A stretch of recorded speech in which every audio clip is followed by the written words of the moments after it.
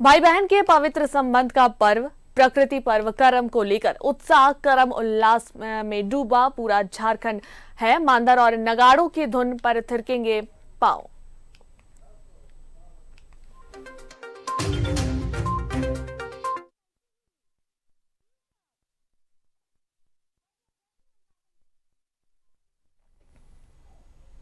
और इस पर अधिक बातचीत के लिए हमारे साथ लाइव चैट पर हमारे संवाददाता दीपक जुड़ रहे हैं। दीपक, प्रकृति पर्व जो है कर्मा पूजा आज है, क्या कुछ तैयारियां हैं इसे लेकर, कितना उत्साहित है सभी इस पूजा को लेकर?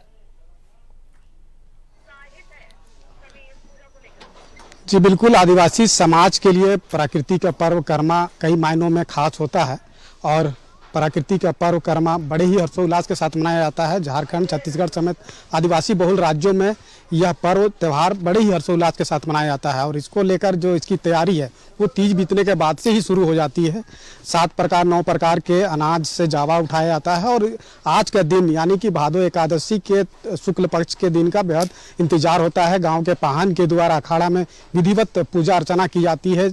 जो बच्चियां होती है, महिलाएं होती है, वो आज के दिन व्रत रखती है और अपने भाई की लंबी उम्र की कामना वो करती है। पूजा होने के उपरांत जब पूजा समाप्ति हो जाती है तो जो कर्मा पूजा की जो कहानी है उस कहानी को कथन के माध्यम से गांव के पाहन के द्वारा समाज के लोगों को बताया जाता है और जिसके उपरांत ढोल नगाड़ों के संग महिलाएं, बच्चे, पुरुष सभी एकजुट होकर के सामूहिकता में नृत्य संगीत करते हुए नजर आते हैं। तो इसको लेकर के तैयारी कर सकते हैं कि अंतिम चरण पर है। आप तस्वीरों में देख पा रहे होंगे कि करमटोली का यह अखाड़ा है और यहाँ पे जो फूलों से सजाने का जो काम है वो यहाँ पे अंतिम चरण पर है। तमाम तरह की विद्युत साज सज्जा भी यहाँ पर की जा रही है। तो हम सीधे लोगों से ही जुड़ते हैं क्योंकि काफ़ी दिनों से इसकी तैयारी में लगे हुए हैं। तो इस पर्व को लेकर क्या कुछ तैयारी है और कितने बजे आज पूजा अर्चना होगी? तैयारी तो आपने ले ही लिया है। तैयारी करीब करीब 2 बजे तक ख़त्म हो जाएगा और साथ ही पाहन के द्वारा पूजा पाठ संपन्न होगा। 6 बजे हमारे जितने माता बहनें हैं जो उपास प्यास किए हैं अपने भाई के लंबी उम्र के लिए, वो 6 बजे तक अखाड़े में आ जाएंगे और 7:30 बजे तक पाहन के द्वारा विधि विधान से कहानी जो है कर्मा धर्मा का उसको सुनाते हुए पूजा करेंगे। और आप जो जावा उठता है तीज के दूसरे दिन, उसमें 9 प्रकार के अन्न के साथ वो जावा उठाया जाता है और 9 दिन तक उसको हमारे गांव के महिला लोग सेवा, सिंदूर, पानी, धूप धुवन दिखा के अखाड़ा में डेली उनको सेवा करते हैं, जगाने का काम करते हैं। और एक हम लोग को आदिवासी परंपरा में आदिकाल से ही चला हुआ है कि ये जो हमारा पौधा है इसको भेलवा डाल कहते हैं। इसका भी एक महत्व है कि ये पूजा का दूसरा दिन अन्न धन के लिए जो खेती हुआ है अभी धान का, उसके बीच में गाड़ा जाता है कि इस बार धान अच्छा हो, फले फूले। आदिवासी समाज का वही एक जीने खाने का रोजगार होता है खेती बाड़ी। तो ये पेड़ भी अपने आप में एक भगवान के रूप दर्शाया जाता है इसको, पौधा को। और साथ ही जो करम पूजा हम लोग करते हैं, ये भाई बहन का लंबी उम्र का कामना करते हैं मेरे बहन लोग, और हम लोग कोशिश करते हैं कि मेरा बहन खुश हो, अच्छा हो।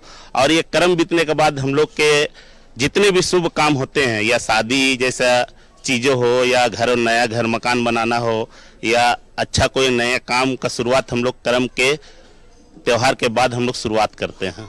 इस पर्व की कई विशेषताएं भी है, कर्म पूजा की एक कहानी भी है। क्या है वो कहानी?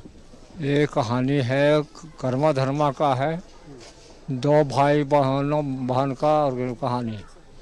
ये कहानी है कि कर्मा धर्मा दोनों भाई आपस में नहीं बनता नहीं है। चलिए ठीक है।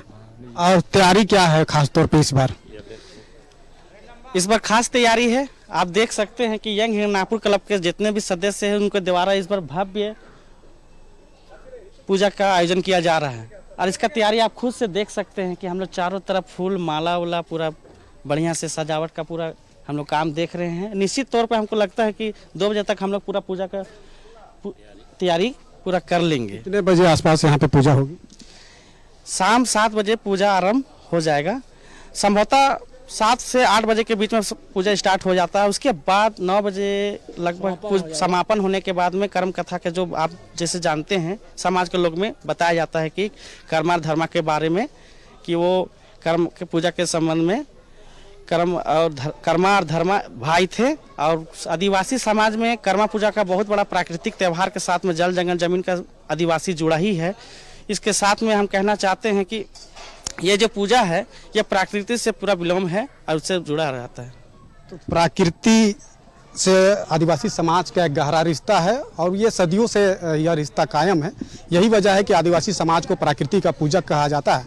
लेकिन कर्मा पर्व मनाने का ये जो कहानी है वो 7 भाई और 7 गोतनी से पर जो है आधारित है। और सबसे छोटा जो ननका और ननकी, जो जिसे प्यार से ननका और ननकी कहा जाता है, छोटका छुटकी को, तो उनके पास तमाम धन दौलत रहने के बाद भी संतान की प्राप्ति नहीं होती है। तब वो काफ़ी निराश और हताश रहते थे।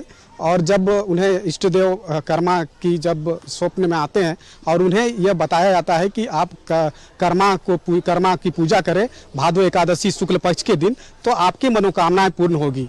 और वैसे ही वो 7 समुंदर पार से कर्मा की डाल को ला करके अपने आंगन में गाड़ता है और पूजा करने के उपरांत 1 साल में ही उन्हें जुड़वा संतान की प्राप्ति होती है। तो यह एक संदेश होता है कि कर्म के अनुरूप फल की प्राप्ति होती है और उसी के अनुरूप जुड़वा संतान की प्राप्ति हुई।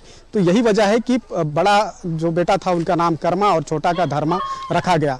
और यही से ये जो कर्मा पर्व की है वो शुरुआत हुई। इस पर्व की कई विशेष मान्यताएं भी है, जिसमें अगर खास तौर पे बात करें तो जो नवविवाहित जो कन्या होती है उसका अंतिम जो कर्मा पर्व मनाने का जो है वो मायके में अंतिम बार होता है।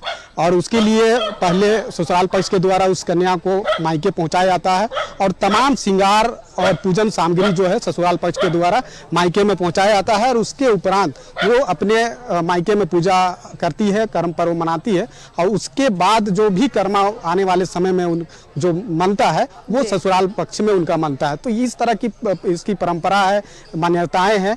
और इसकी मान्यता ये भी है कि इस पर्व को आदिवासी समाज के लोग इतना शुभ मानते हैं, पवित्र मानते हैं कि सारे शुभ कार्य की शुरुआत इसी दिन से करते हैं, कर्मा बीतने के बाद से। जी बहुत बहुत धन्यवाद दीपक, तमाम जानकारियां साझा करने के लिए और तमाम तस्वीरें जो है तैयारियों की पूजा को लेकर दिखाने के लिए।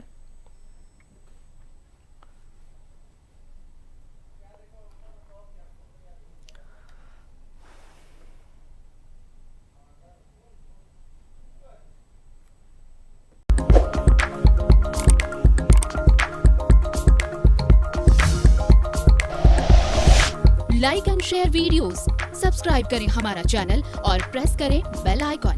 न्यूज़ 11 भारत, सच है तो दिखेगा।